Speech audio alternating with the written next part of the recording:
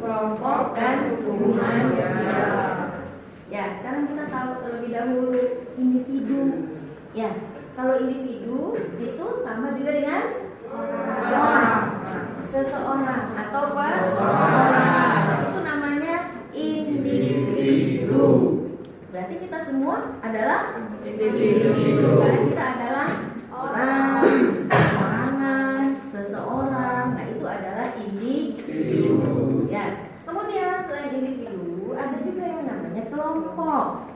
Ya, kita itu tidak hanya sendiri saja, tapi kita butuh satu orang lagi. Nah, dua orang itu sudah dikatakan juga dengan kelompok. Jadi kelompok itu dua orang juga sudah dikatakan. Nah, kenapa? Karena sudah ada yang namanya interaksi. Ya, saya berdua nih dengan teman, dengan ibu, dengan bapak, dengan siapalah. Ya, nah itu berarti sudah dua orang. Nah, itu adalah kelompok kecil, tapi itu sudah dinamakan kelompok. Yaitu kelompok itu definisinya sekumpulan orang atau seseorang di mana saling berinteraksi. Nah, itu saling berinteraksi itu baru kelompok kecil. Kalau kelompok besar berarti interaksinya juga lebih banyak. Itu namanya kelompok. Kemudian di samping individu dan kelompok, kita juga harus tahu tentang hubungan sosial. Hubungan sosial berarti kalau hubungan itu adalah timbal balik satu dengan yang lain. Ada saling nyambungnya.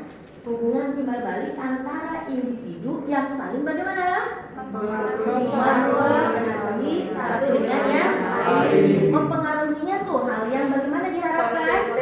Yang positif, yang baik-baiknya, gitu ya. Nah, itu hubungan sosial adanya timbal balik. Kalau timbal balik itu saling nyambung. Tidak hanya satu orang aja yang ngomong, itu namanya ceramah.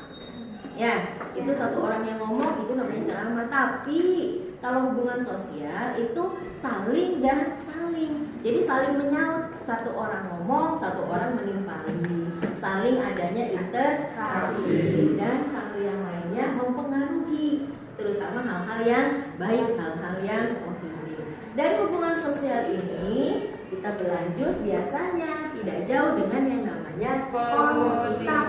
Nah, kontak atau juga komunikasi. Apa itu kontak?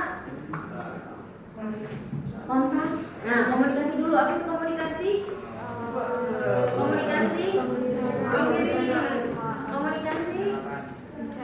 Komunikasi berbicara. Ya, saling nyambung satu dengan yang lain interaksinya. Kalau kontak itu cukup dengan contoh, misalnya contoh nih ya. Yang namanya kontak itu dengan melambaikan tangan.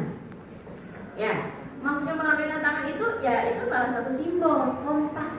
Jadi kontak itu tidak harus komunikasi, tapi yang namanya kontak itu dengan gerakan.